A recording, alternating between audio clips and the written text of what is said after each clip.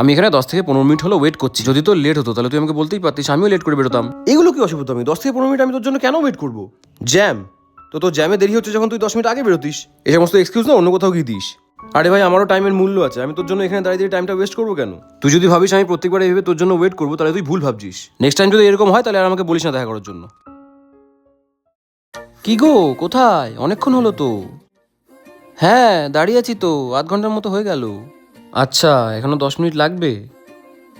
ঠিক আছে, আস্তে আস্তে আসো। না না, তাড়াহুড়ো করার দরকার নেই, আস্তে আস্তে আসো। আবার কি দিয়ে কি হয়ে যাবে? আমি আছি, আমি তো এখানেই থাকবো, আমি কোথাও পালিয়ে যাচ্ছি না। আমি তোমার জন্য ওয়েট করছি, আসো। আরে বাবা ঠিক আছে, হয়ে যেতেই পারে, সমস্যা নেই, সরি বলার কি আছে। তবে চেষ্টা করবে যে জানো ট্রাফিক আছে, একটু আগে আগে বেরোনোর, তাহলে তোমারও লেট হবে না আর আমারও ওয়েট করতে হবে না। বাই দ্য ওয়ে, আমার ওয়েট করতে কোনো প্রবলেম নেই। এত সুন্দর একটা গার্লফ্রেন্ড পেয়েছি, যদি সে আমাকে ওয়েটই না করায় তাহলে তার সুন্দর হয়ে মানেটা কি? ঠিক আছে, অত চিন্তা করতে হবে না, একটু তাড়াতাড়ি এসো, আর পরের বার থেকে একটু তাড়াতাড়ি ভিডিও, কেমন? হ্যাঁ আসো, আস্তে আস্তে আসো।